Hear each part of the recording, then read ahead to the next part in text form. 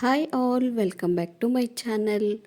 ಇವತ್ತಿನ ರೆಸಿಪಿ ಬಗ್ಗೆ ಹೇಳೋದಾದರೆ, ಬೇಳೆ ಒಬ್ಬಟ್ಟನ್ನ ಮಾಡೋಕ್ಕೆ ಯಾರಿಗೆಲ್ಲ ಕಷ್ಟ ಅನ್ನಿಸ್ತಿದೆಯೋ ಖಂಡಿತ ಈ ವಿಡಿಯೋ ಹೆಲ್ಪ್ ಆಗುತ್ತೆ.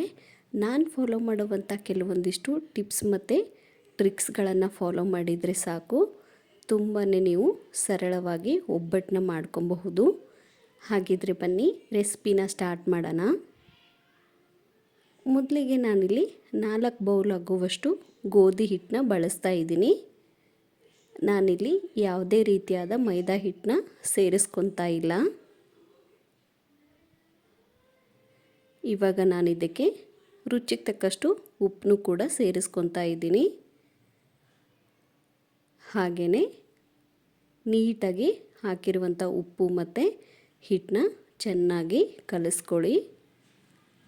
ನಂತರ ಸ್ವಲ್ಪ ಸ್ವಲ್ಪನೇ ನೀರು ಹಾಕ್ತಾ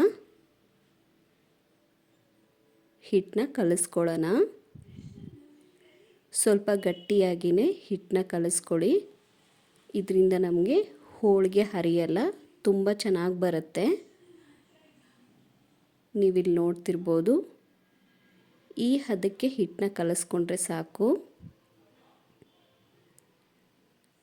ಇವಾಗ ಸ್ವಲ್ಪ ಪಾತ್ರೆಗೆ ಎಣ್ಣೆನ ಸೇರಿಸ್ಕೊಳ್ಳಿ.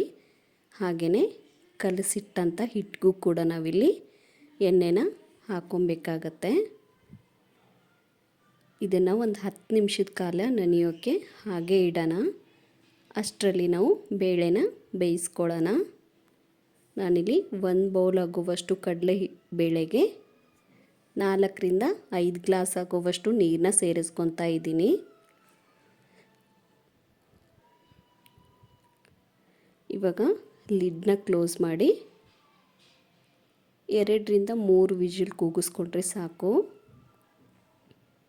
ನಾನು ಲೋ ಫ್ಲೇಮಲ್ಲಿಟ್ಟೆ 2 ವಿಜಿಲ್ ಕೂಗಿಸ್ಕೊಂಡಿದ್ದೀನಿ. ನೀವಿಲ್ಲಿ ನೋಡ್ತಿರ್ಬೋದು, ಆಲ್ಮೋಸ್ಟ್ ನಮಗೆ ಬೇಳೆ ಬೆಂದಿದೆ.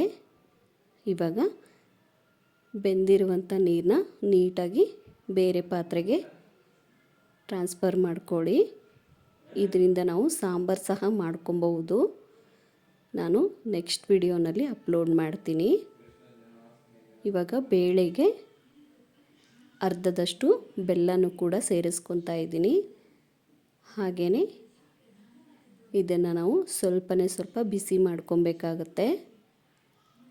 ಲೋ ಫ್ಲೇಮಲ್ಲಿಟ್ಟು ಹಾಕಿರುವಂಥ ಬೇಳೆ ಮತ್ತು ಬೆಲ್ಲನ ನೀಟಾಗಿ ಮಿಕ್ಸ್ ಮಾಡ್ಕೊಳ್ಳಿ. ನೋಡಿ, ಬೇಳೆ ಮತ್ತು ಬೆಲ್ಲ ನೀಟಾಗಿ ಮಿಕ್ಸ್ ಆಗಿರಬೇಕು. ಇವಾಗ ಇದನ್ನು ತಣ್ಣಗಾಗಕ್ಕೆ ಹಾಗೆ ಬಿಡೋಣ. ಈ ಕಡೆ ಒಂದು ಮಿಕ್ಸಿ ಜಾರ್ನ ತಗೊಂಡು ಬೇಳೆ ಮತ್ತು ಬೆಲ್ಲನ ಸೇರಿಸ್ಕೊಬೇಕಾಗತ್ತೆ. ಸ್ವಲ್ಪ ಬಿಸಿ ಇರೋವಾಗಲೇ ಈ ಪ್ರೊಸೀಜರ್ನ ಮಾಡ್ಕೊಳ್ಳಿ. ಇಲ್ಲಿ ಯಾವುದೇ ರೀತಿಯಾದ ನೀರನ್ನ ಬಳಸ್ತೀರ ಈ ಥರ ಪೇಸ್ಟ್ನ ರೆಡಿ ಮಾಡ್ಕೊಬೇಕಾಗತ್ತೆ. ಇವಾಗ ನೀವಿಲ್ಲಿ ನೋಡ್ತಿರ್ಬೋದು, ನಮಗಿಲ್ಲಿ ಆಲ್ಮೋಸ್ಟ್ ಹೂರಣ ರೆಡಿಯಾಗಿದೆ. ಇದನ್ನು ನಾವಿವಾಗ ಪಕ್ಕಕ್ಕಿಟ್ಟು ಹೋಳಿಗೆನ ಮಾಡ್ಕೊಳ್ಳೋಣ. ಈ ಕಡೆ ನಮಗೆ ಹಿಟ್ಟು ಕೂಡ ತುಂಬ ಚೆನ್ನಾಗಿ ನೆಂದಿದೆ. ತಿರ್ಗಾ ನಾವು ಕೈಗೆ ಸ್ವಲ್ಪ ಆಯಿಲ್ನ ಹಾಕ್ಕೊಂಡು ಚೆನ್ನಾಗಿ ನಾದ್ಕೊಬೇಕಾಗತ್ತೆ. ಈ ಥರ ಚಿಕ್ಕ ಉಂಡೆಗಳನ್ನು ಮಾಡಿ ಮೊದಲೇ ಇಟ್ಕೊಳ್ಳಿ.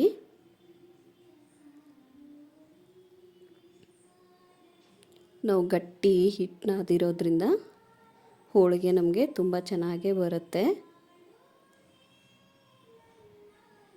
ಇವಾಗ ಈ ಹಿಟ್ಟಲ್ಲಿ ನಾವು ಹೂರ್ಣನ ಹಾಕ್ಕೊಂಡು ನಾನು ತೋರಿಸ್ತಿರುವಂತಹ ಪ್ರೊಸೀಜರ್ನ ಫಾಲೋ ಮಾಡಿದರೆ ಸಾಕು.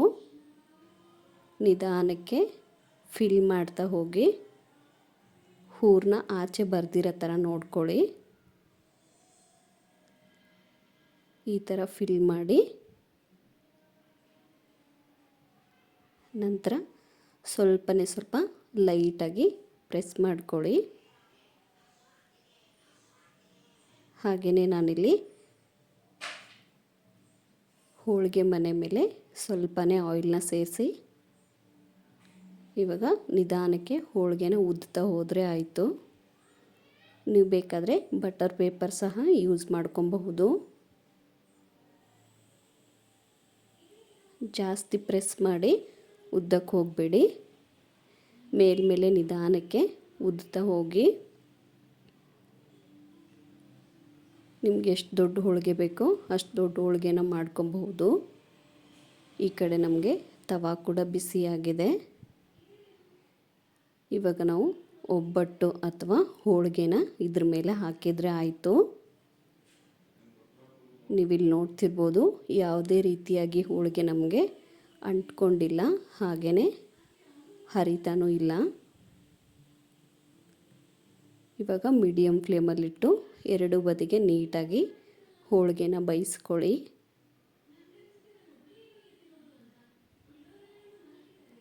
ನೋಡಿ ಎಷ್ಟು ಚೆನ್ನಾಗಿ ಸಾಫ್ಟಾಗಿ ಹೋಳಿಗೆ ಬಂದಿದೆ ಅಂತ. ಒಂದೇ ಟೈಮಲ್ಲೇ ನೀವು ಈ ಥರ ಹೋಳಿಗೆನ ಮಾಡ್ಕೊಬಹುದು.